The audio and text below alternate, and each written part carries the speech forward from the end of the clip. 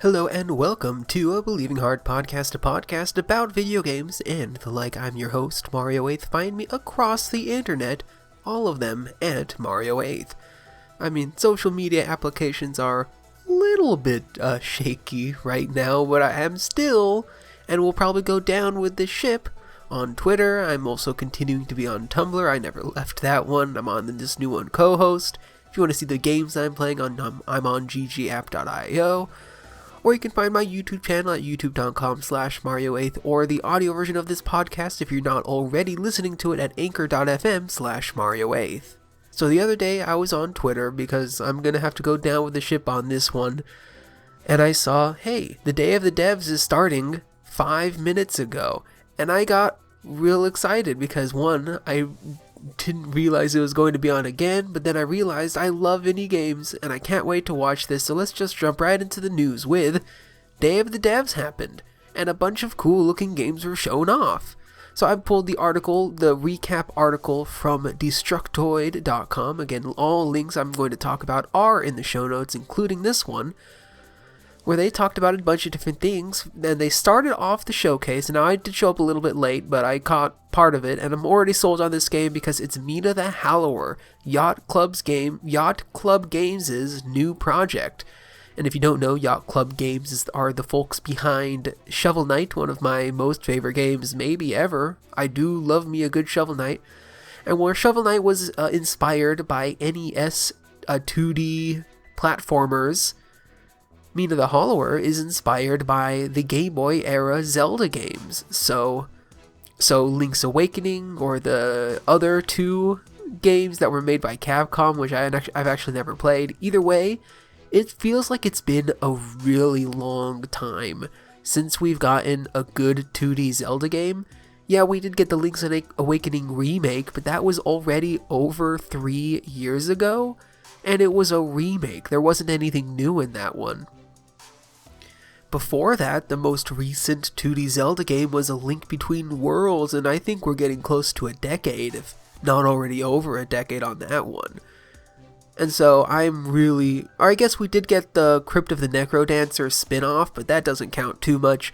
Either way, I'm really excited for Mina of the Hallower. I would have supported it, but it was on Kickstarter, and it was also right around the time Kickstarter was like, hey, we're getting really big into crypto. And so I made a decision to not support crypto and to not support Kickstarter because they are getting into crypto. And so I wish I could have supported Mina the Hallower. Instead, I will just buy the game when it comes out eventually. I don't think there's a date on it just yet. The next game was Snufkin Melody of Moomin Valley. Now, my experience with Snufkin and the Moomins is just from memes, I think mostly on Tumblr, but the game looked really cute. I think I want to try to pick this up when it comes out, sometime in 2023. You basically play as Snufkin and you go around solving problems for the people of Moomin Valley, and a lot of the puzzles involve playing a little melody to bring an animal closer to you and have it follow you. I don't know, it's really early on, they didn't show too much footage, but I'm looking forward to it. It looks real cute. They announced DLC for Escape Academy. I don't know, I heard the game was pretty alright. I never got it, I never played it. But more DLC is always good. I heard for people who really liked it, I'm sure it's going to be great. They also showed more footage of Frog Detective 3, which I'm pretty sure is already out. But more publicity is always good, so I'm sure they're happy to have been part of Day of the Devs. I feel like if I wanted to play Frog Detective 3, I would first want to play Frog Detectives 1 and 2. My first experience was in Chicory, and when talking to the Frog Detective who makes a guest appearance, and I had no idea who they were, only later learning. That being said, I feel like I would really love the Frog Detective games, but now there's 3 of them, and there's just so many games to play. But right now you can buy all 3 for just $14. They're $5 each, and the bundle is on sale right now, so that is a good deal. I should buy those. I should play these. What I'm not going to play is the next game they talked about, Dead Pets Unleashed. I'm just going to read the blurb that Destructoid wrote on it. This feminist punk music adventure seems hardcore. It's about dealing with real life woes while also trying to make it with your band. Make it in quotes. And I don't know. I'm sure it's going to tell a pretty good story. That's why I go to indie games for the most part, is for the good writing. A lot of AAAs don't have the time to have it fully integrated, but the gameplay just didn't stick out to me. It looks just to be like a series of mini games. There's a pretty rudimentary looking rhythm game. There's a sit people down at a diner and feed them, and it's probably more of a time management mini game. You're cleaning off a dildo at one point. I don't know, it's not for me. The art style is interesting, but I wasn't sold. I'd have to hear more reviews on this one. Terra Nil is the next game they talked about. It is another one that has been around a lot. This is one where you start off with a barren landscape and you're tasked with bringing nature back. And it looks really nice. I love the art style on it, and I like the concept of it too. It's something that we should be doing here on Earth just in general. The next game is Thirsty Suitors, which I feel like I've now seen Thirsty Suitors 100 times already. Still no release date on it, I don't think, and they keep talking about it, and I see a lot of people are always really excited about Thirsty Suitors.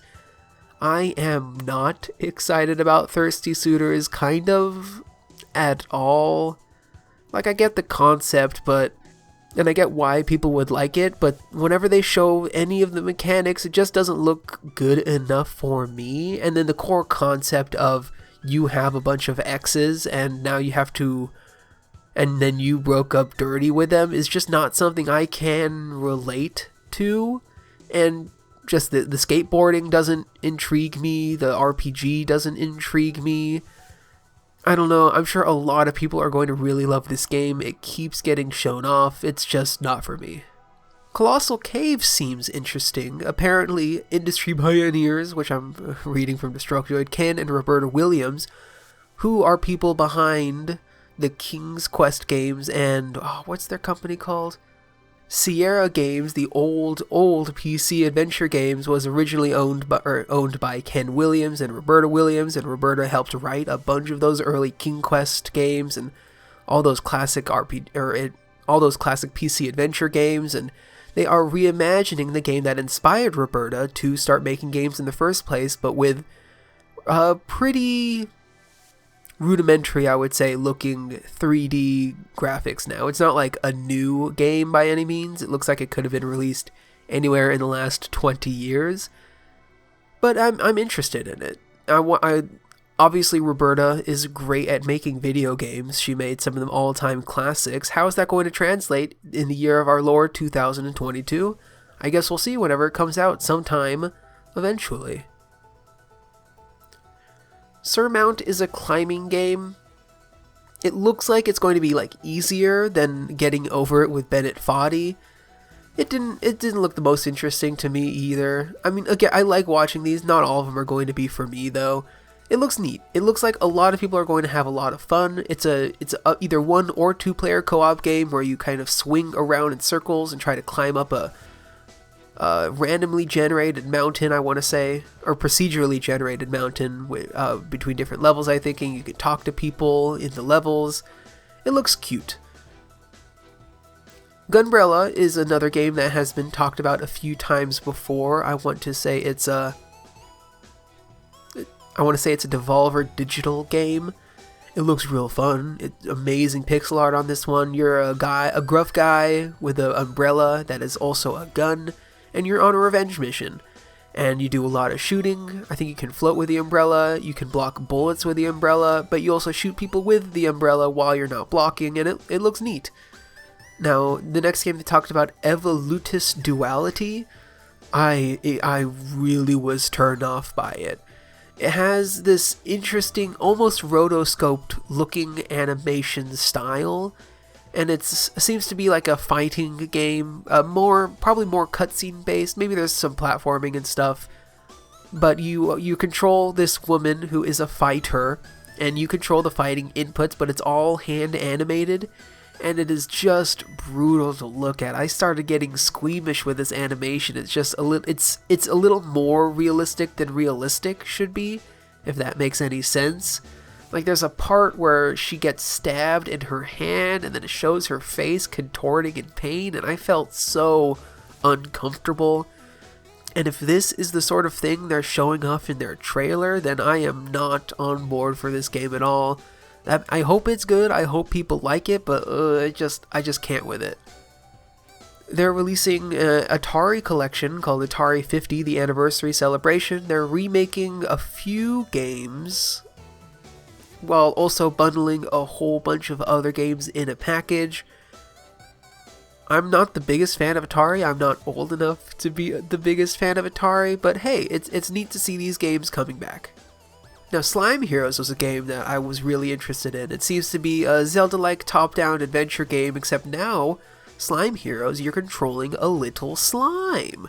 And it just looked really cute. The combat looks pretty decent. You get cool slime-type powers, and you fight little baddies to try to cleanse the forest of corruption. And I'm really excited for it. That one's a good one. Gonna keep my eyes out for Slime Heroes. And then Samurai Zero was talked about, and this is a multiplayer PvP game where you take control of a samurai. I'm sure a lot of people are going to get really good at becoming a samurai, but I'm just not that big of a multiplayer person, so I'll pass on that.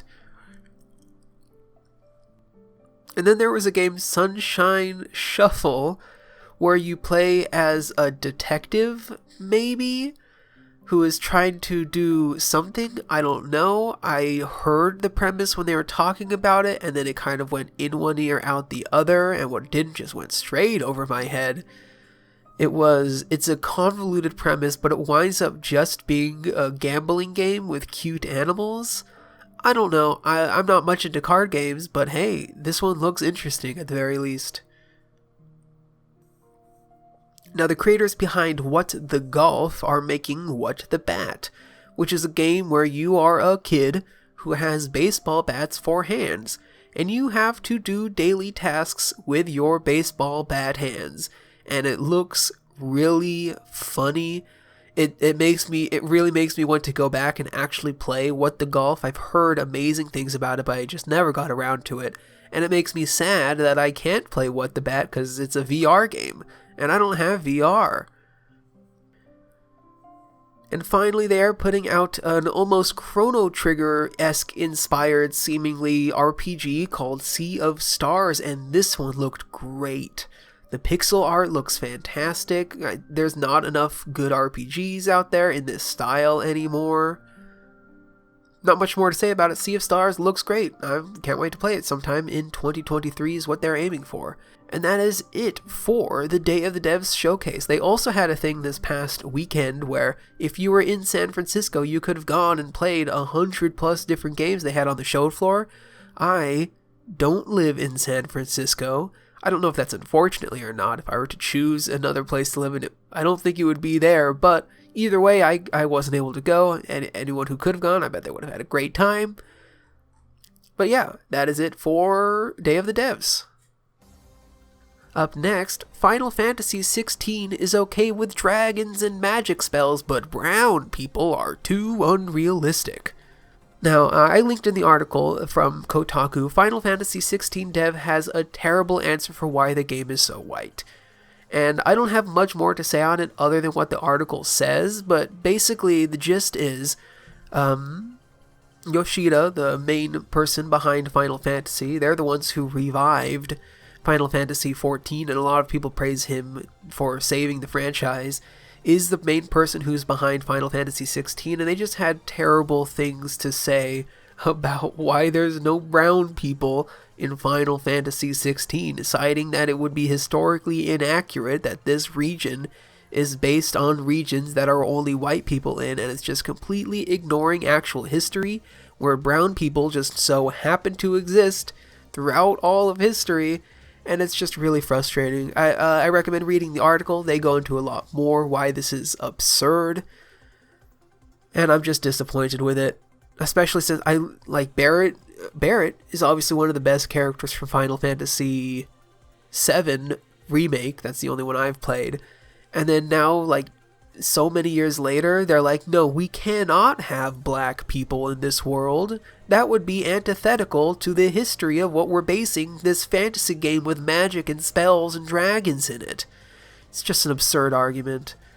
Racism runs so deep, and it's such a shame. Up next, PSVR 2 is going to cost $550, which is just about what I was expecting it to be, but without backwards compatibility, I just can't find a reason to pick one up. Again, there's like one game coming out that I might be a little interested in. The Horizon game is just about it. With backwards compatibility, I would be sold. $550 is a lot, but I would be sold, because I already have a bunch of games I'd want to play. But now, it just feels like there's nothing coming out, and it's a shame, because they're really shooting themselves in the foot with this one. Even if they wanted to charge you $600 to say, and it's backwards compatibility now, I think they still would have sold more units because there would be more games. There would be more reasons to purchase this really expensive device. But as it is, I, as a person with a PS5, who was hoping to buy one of these, is just not sold.